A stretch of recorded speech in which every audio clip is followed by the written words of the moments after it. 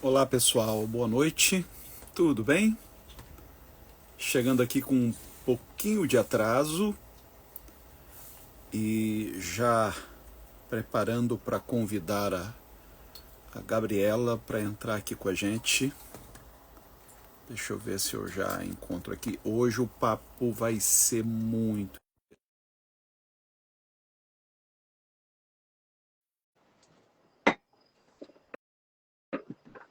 Pessoal chegando, que bom. Ah, conseguimos! Só um pouquinho. Vamos virar. Foi. Opa, chegamos, que bom. Que bom. Mas eu não consigo ver você. Tá tudo escuro para Opa, mim. mas eu tô te vendo perfeitamente. Tá me E na vendo? tela, e eu apareço na tela também. Nós estamos dividindo tela. Então, alguma coisa está acontecendo aqui com o meu. Mas tá ótimo. Eu te Se você ouço tá me vendo, tá ótimo. perfeitamente, você me ouve também, né? Ouço perfeitamente. Tudo bem, pastor? Tudo bem. Deixa eu só explicar ao pessoal que sempre assiste às minhas lives o que está acontecendo. Eu já anunciei desde cedo, mas pode ser que algumas pessoas tenham entrado sem saber o que está acontecendo. Gente, eu fui convidado pela Gabriela Linhares para participar de uma live sobre Maio Laranja. Eu até coloquei aqui uma camiseta da cor, né? E é um assunto muito sério. E ela propôs falarmos sobre como a fé poderia ajudar no combate. É que tem palavras, né, que a gente diz no Instagram que a gente tem que ter muito cuidado, viu, Gabriela? Porque senão o algoritmo identifica e acaba entregando para um número restrito de pessoas. Mas violência infantil, né, é aquilo que infelizmente assola a nossa sociedade e nós não podemos nos calar. Então, a partir deste momento, eu deixo aqui com a Gabriela, ela que vai conduzir a live para falarmos esse assunto. Ela, além de atriz e diretora, é também uma gestora da educação, conhece bem o assunto e eu sei que hoje eu tenho alguma coisa para contribuir, bem singela, mas também tenho muito que aprender. Gabriela, obrigado pelo convite. Obrigada, pastor. Eu sou sua fã, pastor. Gosto muito, muito das suas falas. Acho que são essenciais. Eu acho que é um exemplo de como Cristo deveria, como nós deveríamos seguir o Cristo, né? Amar a todos. Então, pastor é interessante a gente falar que o pastor é psicólogo aqui para os meus, as pessoas que me seguem, é psicólogo, é escritor, é pastor, prega desde os 17 anos, nasceu em São Gonçalo, não é, pastor? É um pastor progressista que defende ideias muito polêmicas. E é uma honra falar com você. E a gente vai falar desse assunto tão, essa chaga que a sociedade traz, que é muito pesada, mas necessário se falar, combate à agressão às nossas crianças. É importante falar que em cada 1 hora, 3 crianças são agredidas, 51% são entre 1 a 5 anos, e 79,9%, 70,9% dos casos acontecem em casa. Pastor, a gente viu aqui nesses últimos tempos, você até compartilhou umas, umas cenas muito agressivas, eu diria, de alguns líderes, principalmente de um líder religioso que chama a filha de mulherão, que diz que beijou a filha na boca, que é o primeiro homem, isso é importante, que o primeiro homem que ela beijou foi o pai. Depois, esse mesmo indivíduo fala que o filho pensou e cogitou ser gay, e ele disse que ia ficar preso em casa com o filho até os dois virarem homens, e que ele também beijou essa criança que tem 8 anos. Eu queria saber, pastor, como é que o senhor vê essa manifestação dentro do círculo religioso e no meio de um culto, com aplausos? Quando nós fizemos esta postagem, sempre aparece alguém, né, para defender, para dizer que a fala foi tirada de contexto, e acabou que viralizou. E ele veio a público se defender, dizendo que aquilo foi tirado de contexto, que ele estava falando numa reunião com 1.000 homens. Olha que loucura. Quer dizer, em vez de melhorar, piorou. Não era um culto, era uma reunião com 1.000 homens. Nossa. Que repercussão isso pode ter tido para estes homens, chefes de família, pais? Até que ponto falas grotescas como esta não alimentam um tipo de postura agressiva, violenta e, enfim, a gente tenta escolher palavras, mas eu acredito que as pessoas saibam exatamente do que nós estamos falando. Então é lamentável que ainda haja quem pense desta maneira, quem haja desta maneira. Eu postei também um outro vídeo de um líder falando sobre bater nos filhos. Se um filho dormisse no culto, ele apanharia. Em que século nós vivemos? Até quando vamos perpetuar esse tipo de comportamento agressivo dentro dos lares? Essas coisas acontecem majoritariamente em casa, entre familiares. E isto precisa ser exposto. A gente não pode simplesmente tentar encobrir, tentar fazer vista grossa. Essas coisas acontecem e precisam ser denunciadas, tanto nas redes sociais, quanto nos ambientes de culto.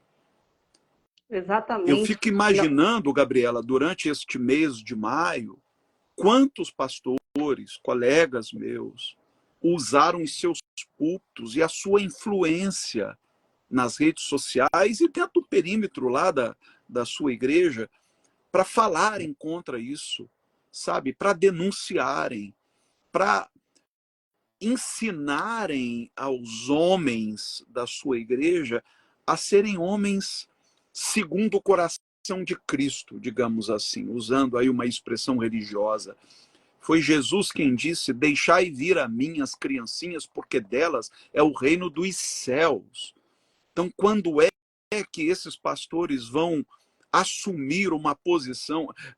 Você veja todo o pânico moral que se fez e está se fazendo neste momento sobre a pauta do aborto, sobre a pauta LGBTQIA+.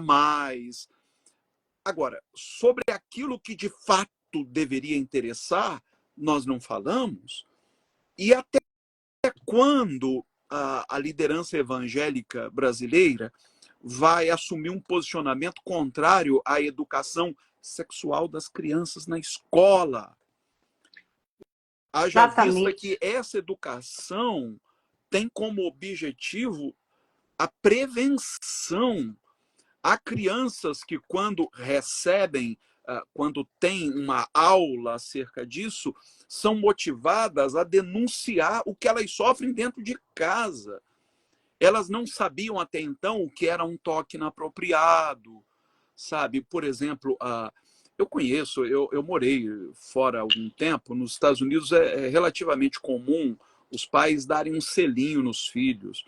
Eu até entendo essa prática dentro de um determinado contexto cultural, mas esta prática com a fala de que, se eu te pego, que Que mulherão, mulherão, que não se horror. trata de algo que seja ingênuo, de maneira alguma. Nós é que não podemos ser ingênuos com esse tipo de postura. Exatamente, é nojento. E é importante a gente falar, foi uma coisa que você falou, que não é um problema familiar e pessoal, é um problema social. É uma chaga da nossa sociedade, essas agressões aos nossos filhos, às nossas crianças, que precisa ser falado, é um tema que precisa ser falado. E a escola tem um papel fundamental para isso. Então, assim, deturpam quando se fala educação sexual, né? As ideias são completamente deturpadas, como se fossem ensinar sexo para as crianças. Não, é justamente nesse lugar de proteção. A gente vê também que isso é importante falar, pastor, que esse tipo de agressão às crianças, elas não acontecem só nas igrejas evangélicas de jeito nenhum, todos os tempos, todos os lugares de poder, as crianças são agredidas, as mulheres também, né? Tem algumas falas, eu acho que até você compartilhou de um outro pastor falando que muitas vezes a criança é que seduz, a criança é que atrai esse adulto para que isso aconteça. Isso também é muito sério, né? Porque tira a culpa desse adulto e coloca na criança que já no seu momento psicológico de vida, que tudo gira em torno dele, ele se sente mais culpado ainda, né? Não é, pastor? É Você que é verdade, psicólogo, é você verdade, é sabe verdade. disso. A criança ela precisa se sentir à vontade para chegar-se a seus pais e dizer: está acontecendo isso, ou alguém me tocou de maneira inapropriada, ou alguém me abordou em algum lugar, às vezes até dentro do ambiente da igreja. A gente confia, a gente entrega os filhos lá a alguém que vai levá-los para uma salinha, porque a gente confia que a pessoa seja idônea, mas a gente não sabe o que pode estar acontecendo. Gabriela, eu tomo a liberdade aqui para expor uma situação, não é a primeira vez que eu exponho, mas é importante que se diga. Eu sofri abuso quando criança dentro da igreja. Meu Eu tinha, Deus. eu tinha 7 anos de idade. E quem cometeu, quem abusou de mim, era um diácono da maior confiança do meu pai. O meu pai era o pastor. Aquele homem era considerado um dos mais espirituais da igreja, porque acompanhava meu pai nas orações, era ali um crente fervoroso, e se aproveitou de um momento de ausência dos meus pais, que estavam todos envolvidos com os trabalhos da igreja. Minha mãe visitava hospitais, meu pai conduzindo cultos, e a gente passava o domingo inteiro na igreja. E o meu pai nos colocou, a mim e meus irmãos, aos cuidados dele. À tarde, nós estávamos dormindo numa salinha onde as crianças da igreja se reuniam. E este ser humano, eu não quero aqui usar palavras de baixo calão de maneira nenhuma, mas esse ser humano se aproveitou Da da inocência, né? inocência. Eu era um menino de 7 anos. Uma criancinha. Eu convivi com esse fantasma por mais de 40 anos. Eu Ai, nunca que tinha horror. contado isso a ninguém. Minha mãe não sabia, meu pai morreu sem saber. O que me encorajou, inclusive, a entrar nesse assunto foi a Xuxa, foi um depoimento dela, que me Que encorajou a usar as redes sociais e expor a situação, porque eu precisava me desvencilhar desse fantasma que me assombrava desde os 7 anos de idade. Então foi catártico, foi libertador colocar isso para fora. E quando eu coloquei isso para fora, tanta gente me procurou, dizendo sofrer a mesma coisa, ou ter sofrido a mesma coisa. E as pessoas não são encorajadas a expor justamente por conta de discursos como o deste pastor, culpabilizando a vítima. exatamente. E ainda mais homem, né, pastor? Ainda mais homem nessa nossa sociedade machista. Uhum. Um homem assumir isso foi muito importante, porque o seu lugar de liderança, de exemplo, é muito importante porque liberta muita gente. Liberta da dor, liberta do sofrimento, e a pessoa consegue ver que ela não está sozinha. Existe uma rede de pessoas que já passaram por isso, sofrem, e a gente precisa falar sobre isso para que outras crianças não passem. Isso é muito importante. Agora, Gabriela, se você me permite, você sabe, além de psicólogo, eu sou pastor, então é inevitável que em algum momento eu recorra aos textos sagrados.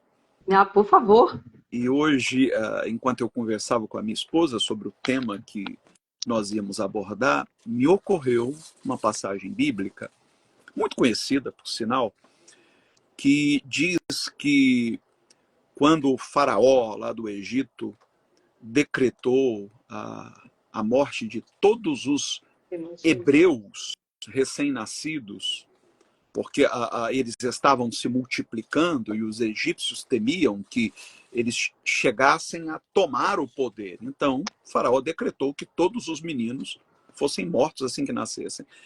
E a mãe de Moisés, não querendo que a criança fosse morta, preparou um cesto, impermeabilizou esse cesto, depositou nele o recém-nascido, que nem tinha nome ainda, quem foi dar nome a ele foi quem o encontrou depois, e depositou-o no rio. O texto vai dizer que as águas do rio levaram, junto aos juncos, se era de fato o rio Nilo, como se imagina, é um rio infestado de crocodilos, dos mais ferozes, mas a mãe garantiu que ele estivesse confortável, que as águas não penetrassem aquele cesto. E ainda colocou a irmã dele, mais velha, Miriam, para acompanhar de longe o cesto. Foi Miriam que viu quando o cesto foi interceptado pela filha de Faraó. Você conhece bem a história. Ela o achou, viu que se tratava de uma criança hebreia, porque o menino não era, ou o menino havia sido circuncidado, né, como acontecia com os meninos hebreus, se compadeceu do choro da criança, tomou para si, adotou Moisés, lhe deu o nome, o resto da história todos conhecemos. Agora, aonde é que eu quero chegar com isso? Nós não sabemos o que o mundo reserva para os nossos filhos. Se nós pudéssemos, como pais, colocá-los dentro de uma redoma, nós os colocaríamos. Mas o fato é que nós não criamos filhos para nós. Cria para o mundo, né? A gente nunca esquece do primeiro dia de aula de um filho. Geralmente chora, esperneia, não quer ficar na escola. E o pai, a mãe, quem for levar, fica com o coração na mão. Meu Deus do céu, o que eu estou fazendo? Pela primeira vez eu estou deixando o meu filho nas mãos de pessoas estranhas. A gente Exatamente. confia, sabe que as pessoas que estão lá foram treinadas para educar, ou para ensinar, enfim. Mas a gente não sabe que tipo de contato nossos filhos vão travar. A gente não sabe, a gente nunca sabe. Às vezes, até entre os primos acontecem. Eu conheço casos de abusos perpetrados por tios, por avô. A gente nunca sabe, a gente não conhece o coração das pessoas. Às vezes até pelo próprio pai. Infelizmente isso acontece. Então, o que nós podemos fazer para nos precaver? É preparar este cesto. Como é que a gente prepara, impermeabiliza esse cesto? É mantendo o canal de diálogo aberto com os nossos filhos. É dizendo, filho, qualquer coisa você pode contar para a mamãe. Mamãe não vai te condenar, não vai te culpar. Qualquer coisa que te aconteça, qualquer conversa estranha, vem falar com o papai, você tem essa liberdade. Mas, infelizmente, não é isso que tem acontecido. Aí, quando a escola oferece aos nossos filhos ensinar acerca desta questão, a gente fica com o pé atrás. Nós mesmos não estamos dando conta de preparar nossos filhos. Exatamente. É importantíssimo esse papel da escola e é importantíssimo que a gente, que os pais abram o olho, né? Normalmente esses 70,9% acontece em casa e a gente precisa prestar atenção em qualquer mudança da criança, às vezes crianças que são deprimidas, que são quietinhas, ou que são muito agitadas, às vezes elas estão passando por muitas coisas nesse sentido, de agressão, de abusos, e a gente precisa ficar de olho, porque a gente não acredita quando um pai, um tio, um avô faz uma coisa dessas. É desumano, é monstruoso. Como você mesmo falou, uma pessoa que era do círculo familiar, era uma pessoa muito próxima. Isso acontece com pessoas próximas. E essas pessoas próximas, muitas vezes, não deixam marcas. Normalmente, quando existe uma agressão assim, por terceiros, quando acontece na rua, aí a criança vem com marcas, mas quando é em casa, quando é uma pessoa próxima, que é uma carícia, que pega, que toca, não deixa marca. A marca fica na alma, a marca fica no psicológico, a marca fica em outro lugar e que passa a vida toda. Tem gente que passa a vida e não consegue falar sobre isso. E como isso atrapalha nos relacionamentos, atrapalha na vida, no desenvolvimento. Assim, uma ferida que fica ali naquele ser humano. E é importante que a gente preste atenção aonde vai ficar o nosso filho, às vezes deixa dormir na casa de coleguinhas. Isso tem que ser olhado com mais objetividade, prestar muita atenção, ainda mais que hoje em dia a nossa vida é tão corrida, a gente não tem tempo, e aí parece que qualquer motivo é motivo para que a gente deixe o filho o tempo todo também na internet. É importante falar que essas pessoas que cometem agressões, elas estão também nos jogos, na internet, se passando por crianças, e isso é muito sério. É muito sério a gente falar sobre isso. E esse momento, assim, essa reflexão, esse mês que a gente lembra, fala sobre essas agressões às nossas crianças, aos nossos adolescentes, é importante que a gente pense e preste muita atenção, porque o perigo pode estar e está do nosso lado. Isso é muito E importante a tem, gente e falar tem uma sobre isso. questão, Gabriela, às vezes a pessoa ela não denuncia o agressor, até com medo de retaliação, com medo de que aquilo possa, de alguma maneira, trazer prejuízos ao convívio familiar. Mas a gente tem que pensar que, se este agressor não for denunciado, ele vai continuar fazendo vítimas. Alguém tem que ser encorajado a expor. Ele precisa ser exposto. E uma outra coisa que hoje, inclusive, foi sugestão da minha esposa, eu achei muito interessante. Ela disse, às vezes, um dos pais faz alguma coisa pelo filho e pede para não contar para a mãe ou não contar para o pai. Às vezes não envolve necessariamente nenhum tipo de abuso nem nada. Às vezes é até alguma coisa bacana e Boba, tal, uma coisa boba. Eu posso dar um exemplo da minha querida avó. Eu infelizmente não tive muito convívio com ela, quando ela morreu eu tinha meus 5 ou 6 anos, mas eu lembro, por incrível que pareça, eu tinha 6 anos. Eu lembro que com 6 anos eu não queria largar a mamadeira, porque os meus irmãos menores todos mamavam na mamadeira, e menos eu. Eu dizia, não, eu também quero. E minha mãe dizia, não, você já é um homem, que história é essa? Você não, e tal. E a minha avó me chamava num canto e dizia, toma aqui a mamadeira, entra para aquele quarto e não conte a sua mãe. Não conte a sua mãe, que ela não vai entender. Vai dizer que eu estou te estragando. E me dava a mamadeira.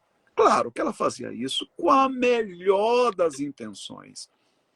Mas o fato é que isto acaba ah, condicionando a nossa mente. A gente cresce acreditando que tem coisas que a gente não deve contar. Porque se a gente contar, a gente vai ser recriminado. Se a gente exatamente. contar, a gente vai levar bronca. A gente vai levar culpa. Daí para uma coisa mais grave, pode ser um pulo. Então, por isso que eu insisto, tem que se manter o canal aberto. Não pode haver segredo entre pais e filhos. não pode haver nenhum tipo de tabu. As coisas precisam ser conversadas. É claro que cada estágio do desenvolvimento humano demanda explicações diferenciadas, né? Nem sempre o indivíduo está maduro o suficiente para entender certos conceitos. E, enfim, então, em cada estágio, a gente vai tentar adequar a nossa linguagem ao nível de compreensão do filho. Mas não dá para simplesmente se calar. Exatamente. Não há mais diálogo. Aliás, as redes sociais têm exercido um papel, assim, infelizmente, em vez de contribuir para aproximar pais e filhos, contribui para distanciá-los. É até um paradoxo, né? Porque as redes sociais aproximam os distantes e distanciam os Exatamente. próximos. Os próximos. Até para dizer que a comida está posta, você tem que mandar o recado pelo WhatsApp do filho. Olha, a Ai, que comida está horror. esfriando. É verdade. Tem uma outra coisa que eu acho importante também. Você falou dessa questão do segredo. Tem uma coisa que também que a gente, que as pessoas, nós abraça o amigo, abraça a vovó, dá beijo, faz a criança abraçar o adulto. Isso também não é bom, porque ele não quer abraçar. Então, se entende que o corpinho dele pode ser tocado, mesmo que seja um abraço. Ah, abraça a vovó e a criança não quer. Então, também vai para um lugar de que ele não tem escolha. Então, ele tem que abraçar, senta ali um pouquinho, fica no colinho do tio, fica abraçada, dá beijo. Se a criança não quer dar beijo, não quer ser tocada, é importante que a gente preste muita atenção para não deixar esse corpo, né? Qualquer um. Qual é o meu desejo? Eu não quero beijar. Então, a gente precisa entender esse universo da criança e também proteger esse corpinho, não é? Com muito cuidado que a gente vai ensinar esse carinho, esse limite, mas obrigar a criança a ficar abraçada, obrigar a criança a beijar, obrigar a criança a ficar abraçada, às vezes com um amigo nosso que a criança não tem nenhuma intimidade, isso também coloca a criança nesse lugar vulnerável, onde o corpo dela e o que ela sente não é levado em questão. Isso é muito importante e é falado muito nos meios de proteção à criança. Uma outra coisa também interessante, Gabriela, algumas pessoas elas querem tomar a sua própria infância como referência e diz: eu sobrevivi, estou aqui, estou bem, então eu não preciso colocar meus filhos numa redoma e eles também vão sobreviver e tal. Dos anos 90 para cá, principalmente com o advento da internet, houve uma evolução social muito grande. A sociedade adquiriu um nível de consciência diferente daquele de quando éramos jovens.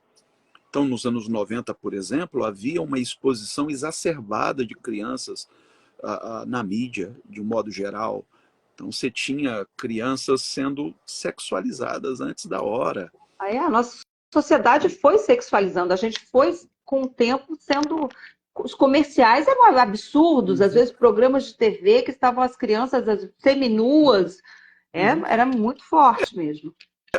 A gente até entende, né? Nós passamos por um período de ditadura.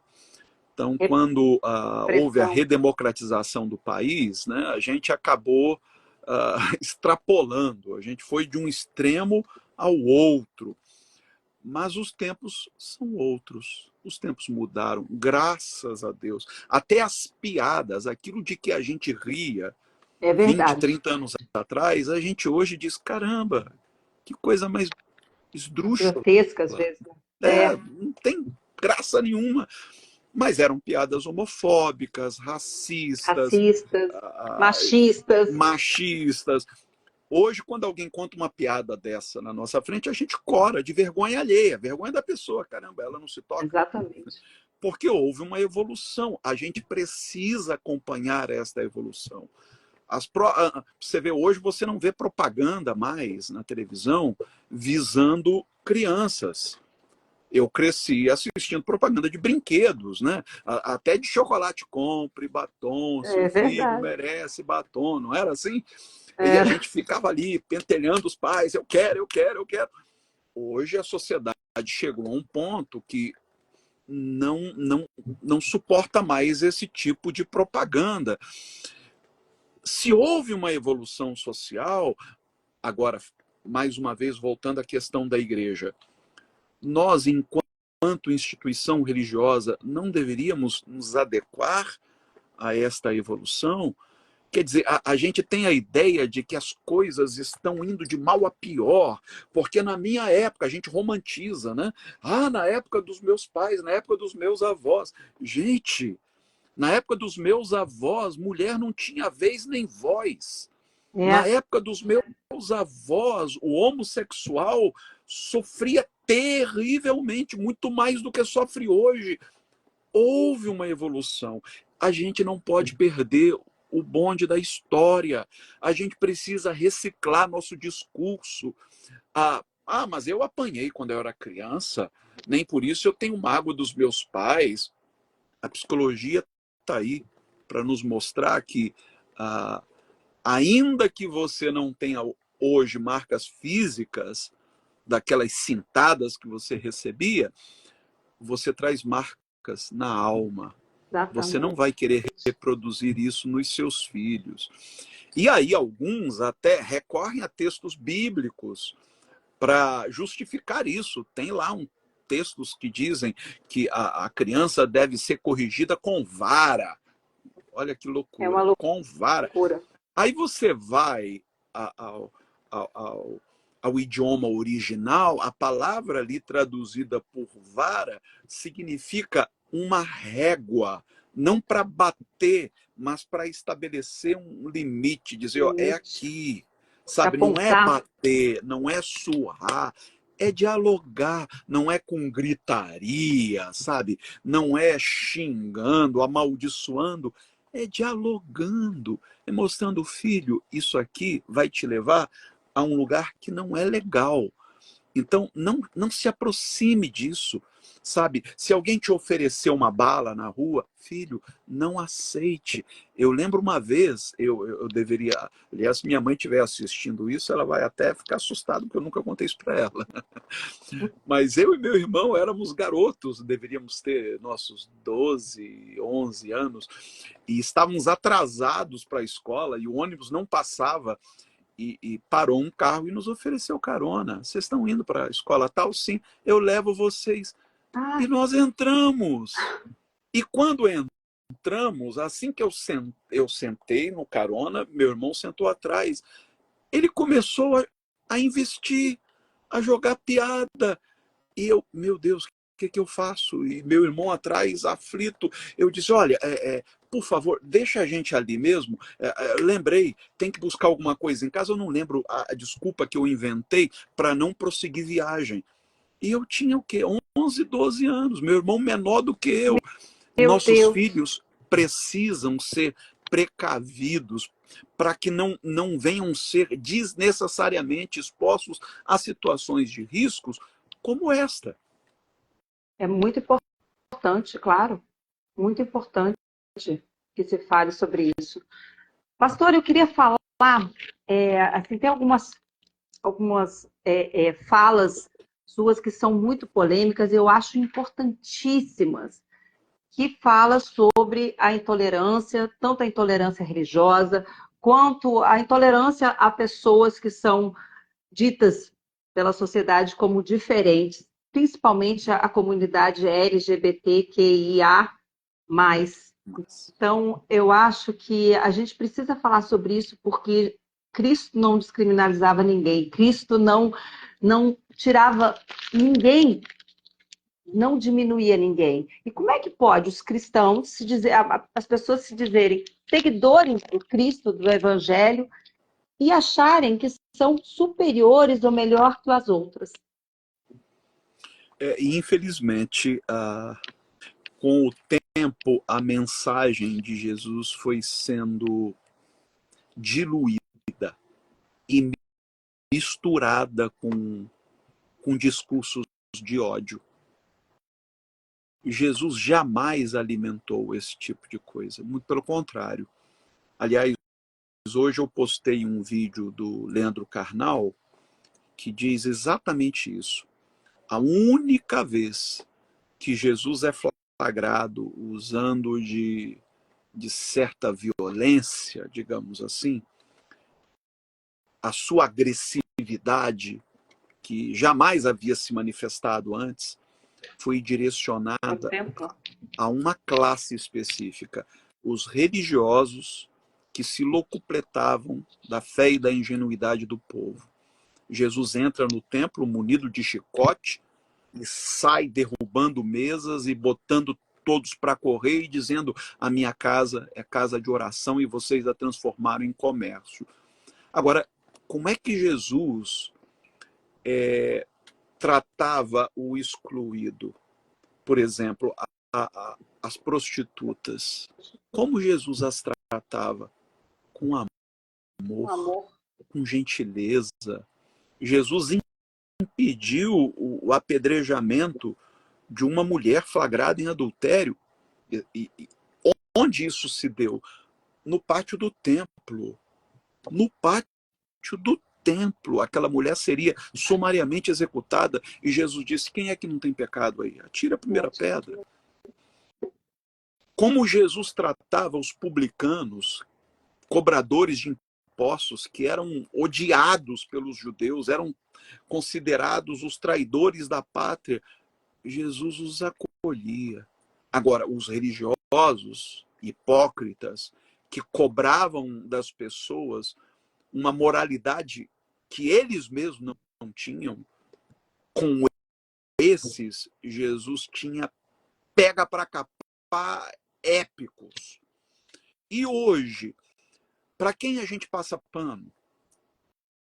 Enquanto nós dirigimos todo o nosso preconceito, toda a nossa intolerância contra as minorias, contra os LGBTQIA+, contra os fiéis de religiões de matriz africana, nós fazemos vista grossa àqueles que usam o púlpito para falar coisas como esta que você mencionou agora há pouco.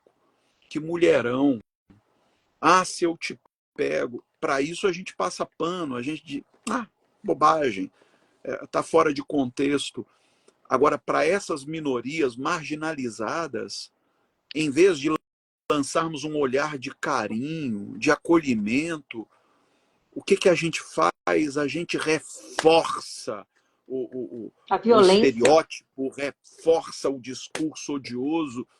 Eu acho que se Jesus viesse hoje, ele ia ficar muito decepcionado com os seus seguidores.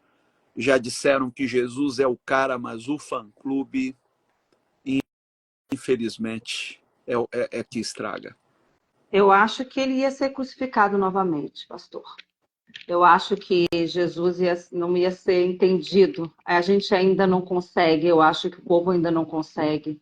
A gente, porque nós como humanidade, a gente vê essas igrejas, esses templos com uma pregação com tanto ódio, fala-se mais no demônio do que em Deus, fala-se mais do outro do que da gente, né? Onde a religiosidade deveria passar pelo autoconhecimento, porque a gente só consegue se libertar e entender, compreender o outro quando a gente se perdoa, quando a gente se olha, quando a gente vê que a gente também é pecador, que a gente também peca, que a gente também tem defeitos, que nós somos também cheios de coisas para aprender, não somos donos da verdade. E qual é a diferença? O que a gente tem a ver com quem a outra pessoa se deita, com quem a outra pessoa se relaciona, com quem a outra pessoa ama? Assim, quando que a humanidade vai começar a amadurecer nesse sentido, né? A gente está falando aqui, por exemplo, da agressão à criança. A criança é um ser puro, um ser ingênuo que a gente precisa proteger e quando acontece uma violência dessa, tem que ser denunciada. Mas uma agressão às classes como os LGBTs, como os gays, as lésbicas, as trans, que são as mulheres e os homens trans são, assim, eles não são nem entendidos no meio gay. Então, assim, é um descrédito total, né? E a gente precisa falar sobre isso, precisa falar com amorosidade, com afeto, com carinho. A gente viu, eu me surpreendi nos últimos anos, eu não sabia, talvez eu fosse ingênua, como a gente ainda é racista. É importante que a gente fale sobre racismo, porque o racismo é um problema dos brancos. O racismo é um problema dos brancos, né? A gente precisa entender esse universo. Quando a gente fala de intolerância religiosa, é racismo religioso, porque a intolerância religiosa só está com as religiões de matriz africanas. Então, é racismo, é contra o negro, sim. É contra as minorias, é contra os negros que a gente aponta e que a gente fala mal e que é a religião do demônio. Isso é importante que se fale. Sim, E aí a gente, sim, não é, pastor? sim, com certeza.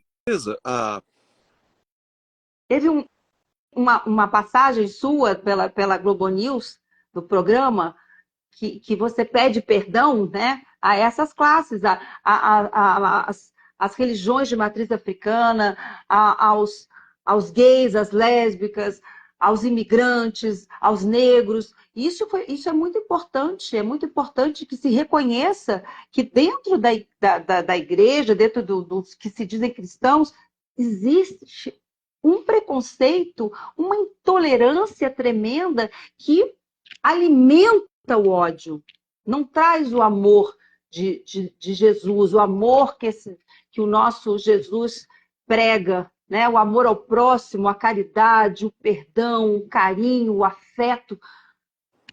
Bem pelo contrário, só Anos, alimenta mais ódio. anos atrás, Gabriela, eu fui convidado para participar de uma entrevista de um deputado federal da bancada evangélica, o Marco Feliciano.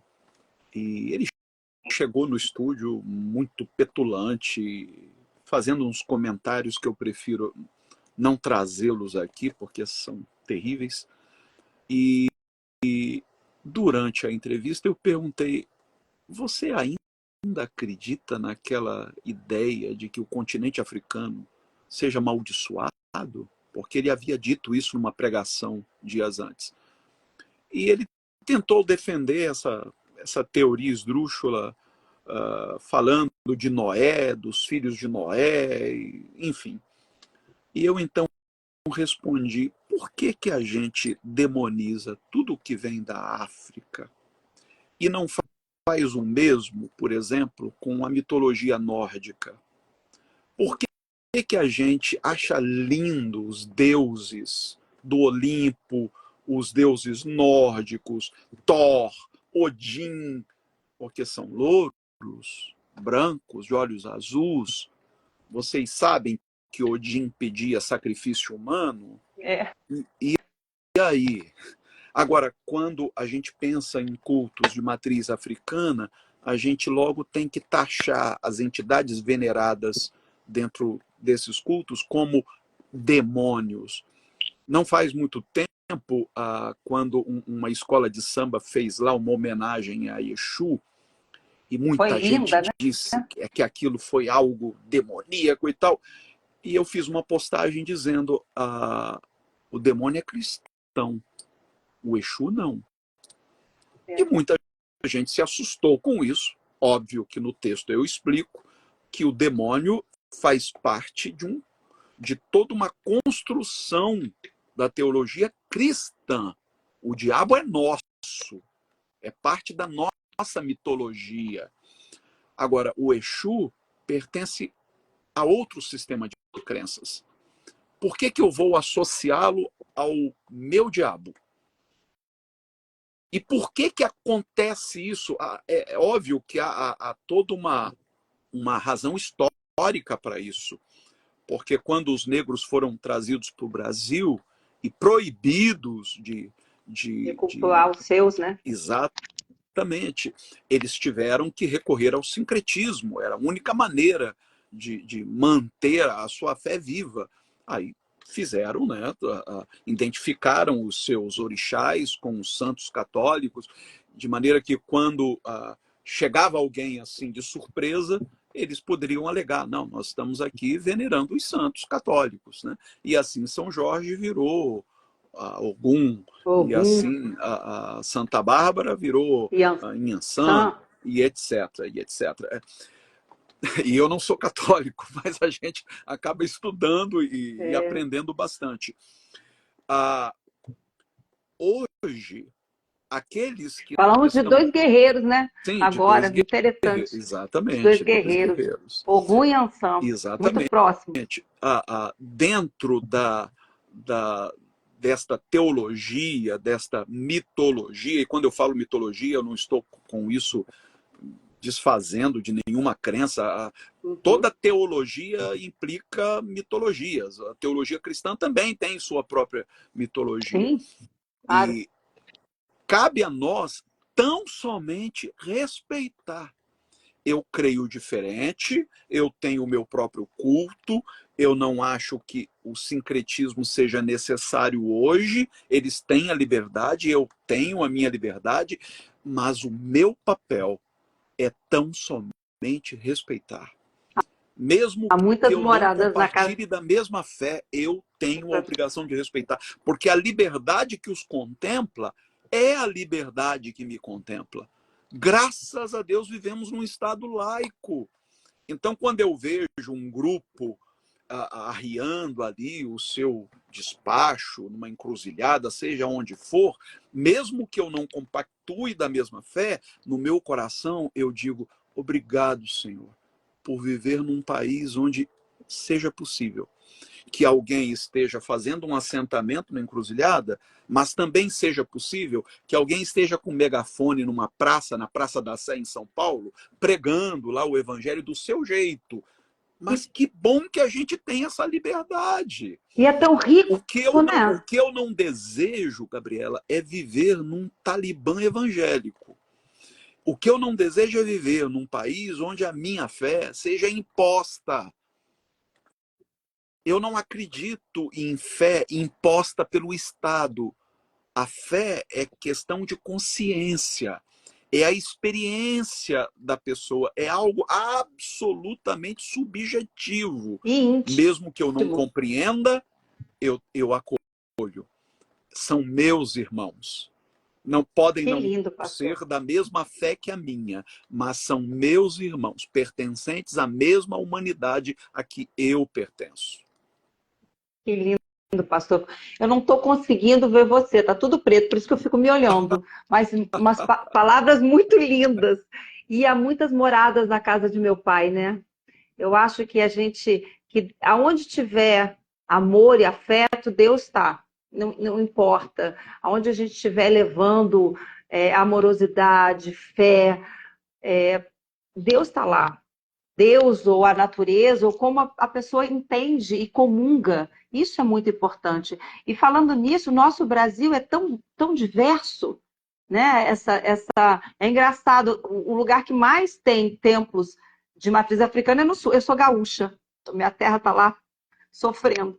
Mas é o Rio Grande do Sul. As pessoas pensavam que era na Bahia que tem mais negros. Não, é no sul que tem muitas casas de matriz africana, porque na Bahia ainda as casas precisam ser as casas que foram abertas pelos escravos. Já no Sul, não. No Sul, a gente começou a ter essa liberdade e essa mistura, porque a gente também tem todo. O europeu é muito místico e traz também toda a magia. Então, teve essa junção da África junto com o europeu. Então, muitas casas religiosas, tem muitas casas religiosas no Rio Grande do Sul.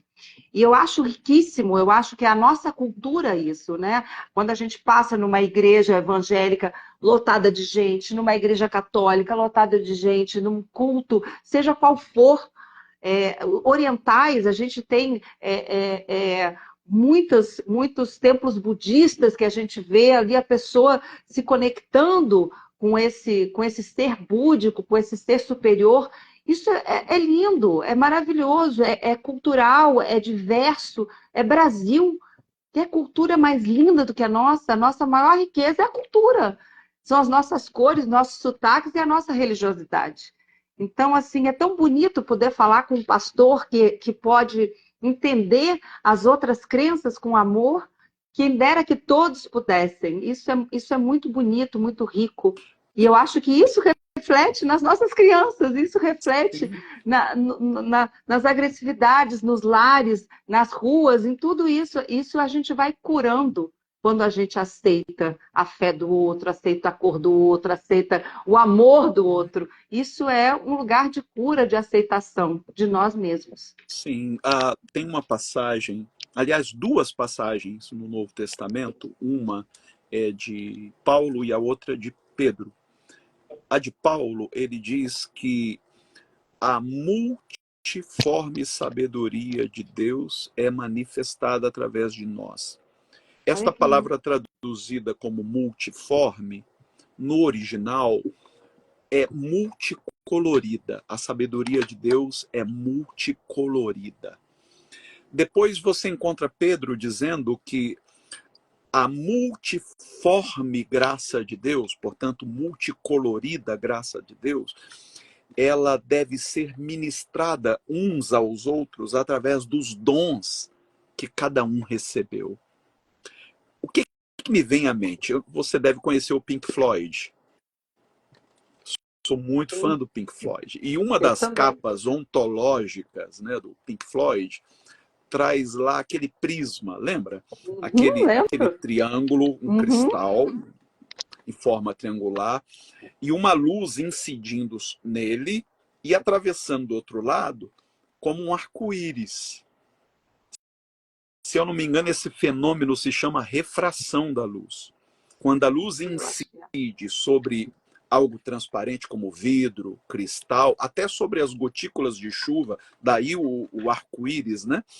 A Uhum. luz que antes era monocromática, ela se distribui em várias cores.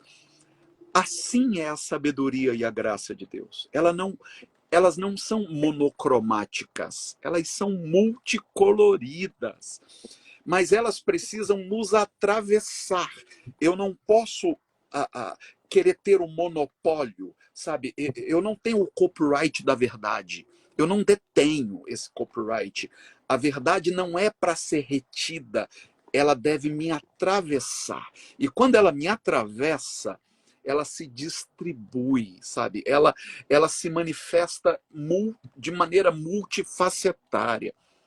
E eu termino, é porque eu sei que daqui a pouco o Instagram derruba por causa É, do tempo, né? Mas eu queria terminar propondo uma breve reflexão em cima disso.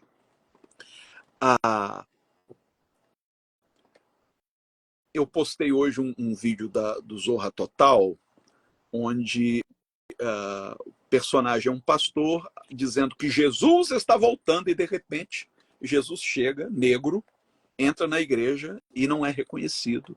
E o pastor diz que ele era um farsante. E ele levanta um paralítico e o pastor continua dizendo que ele é um feiticeiro, que ele não é Jesus, porque ele não está dentro do estereótipo. E eu respondi dizendo o seguinte: Jesus vem ao nosso encontro todos os dias e nós não o reconhecemos.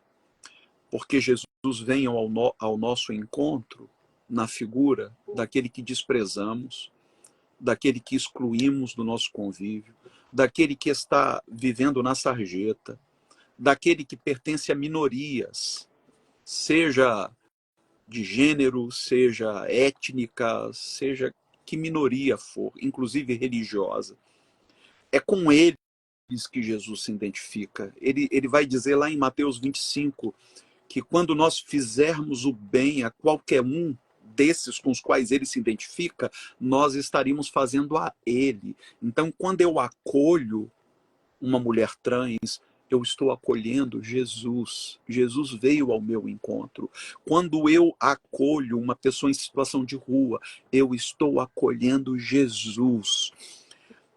E eu termino com uma frase: quando eu reconheço Deus no outro, eu dou ao outro a oportunidade de reconhecer Deus em mim. A gente não pode se fechar. A espiritualidade proposta pelo Cristo não é opaca, é transparente. A luz incide sobre nós e se distribui numa riqueza enorme de espectros. E eu preciso encontrar essa riqueza em todas as fés. Eu olho para o budista, eu olho para o hinduísta, eu olho para o seguidor de Maomé, eu olho para o kardecista, para o candomblessista, para o umbandista, pessoas de todas as crenças, inclusive as que não professem crença alguma, mas que ainda assim acreditam no amor, que são capazes de fazer o bem, mesmo sem esperar a recompensa de uma divindade, porque não acreditam na existência dessa divindade. Eu preciso identificar nessas pessoas cores deste grande arco-íris, que é a graça de Deus. Jesus disse que se os nossos olhos forem bons, nosso corpo será luminoso, tudo à nossa volta será iluminado. Se nossos olhos forem maus, nós estaremos todos mergulhados em densas trevas. Então tudo está no olhar. Quando a gente olha com amor, a gente identifica Deus naquela pessoa. Quando a gente olha com as lentes do nosso preconceito, a gente só realça aquilo que não vai ao encontro da nossa régua moral. E é isso que a gente precisa mudar. Que lindo, pastor. Foi uma honra falar com vocês. Se eu fosse evangélica, eu queria ser da sua igreja. Obrigado pelo carinho, Gabriela. Eu vou até a sua igreja, quero ouvir o seu culto pessoalmente. Eu sou espiritualista, universalista. Eu acho que todo lugar que tiver Deus, a gente pode comungar com Ele, abraçar. Então, eu achei assim o seu final maravilhoso. E que as nossas crianças estejam protegidas, né, pastor? Amém. Que a fé Amém. possa curar essas almas que agridem as nossas crianças. Amém. Gabriela, eu fico assim muito grato pelo seu convite. Obrigada. Foi muito bom bater esse papo com você. Espero que repita outras vezes. Espero que a gente se encontre qualquer hora dessa, tomar um cafezinho, bater um papo. Você está em Niterói, falar. Né? Eu estou em Niterói, pertinho da sua cidade, que é São Gonçalo. Verdade. Eu estou no Rio. Estou no Rio capital. Mas você nasceu em São Gonçalo, Nasci né? em Alcântara. Em Alcântara. Pois é. Eu estou aqui em Niterói. Adoro a cidade de Niterói. Mas vamos nos encontrar. Acho que a gente pode conversar sobre outros temas, sobre a política, essa confusão de religião com política, que eu acho que é uma coisa importante. Eu acho que a gente também pode falar sobre machismo, sobre esse lugar da igreja que continua oprimindo nós, mulheres. Eu acho que tem bastante coisa para a gente falar, pastor. Vamos marcar outras vezes, sim. Então tá bom. Muito obrigada, agradeço o pessoal que ficou aqui com a gente. Um beijo e obrigada. Beijão para você. Eu vou continuar mais uns 2 minutinhos aqui. Um beijão. Tá bom, beijo. Tchau. Pessoal, antes de me despedir de vocês, eu tenho aqui um anúncio importante. Na próxima segunda-feira, em vez desta live que eu faço já há vários anos, nós vamos ministrar um aulão sobre Apocalipse. Um aulão sobre o que diz, de fato, sem pânico moral, o que diz o livro de Apocalipse. Aliás, eu vou até cunhar uma expressão nova. Sem pânico profético. Você quer aprender sobre Apocalipse? Esta turma, ela tem um número de vagas limitado. A aula vai ser ministrada no meu canal, na rede vizinha, mas você precisa dar o seu nome, que eu vou lhe enviar o link, é gratuita, não envolve dinheiro. Se você deseja participar, envie para o meu WhatsApp o quanto antes, que a gente vai fechar este grupo. Apenas Apocalipse. Só isso. Você vai escrever para mim Apocalipse e eu vou te colocar no grupo, onde eu vou disponibilizar horas antes o link para o aulão que nós vamos ministrar semana que vem, segunda-feira, às 9 da noite. venha munido de papel e caneta para tomar nota de muita informação importante que nós vamos trazer. Anote o meu WhatsApp, 21 99797 8135. Anotou? 21 99797 8135. E para finalizar, gente, essa semana é aquela semana da distribuição das cestas básicas. Nós temos muitas famílias cadastradas no nosso projeto Eu Escolhi Amar, que dependem dessa cesta básica. Nós não recebemos verba governamental, apoio de empresas, é só a mobilização dos nossos amigos.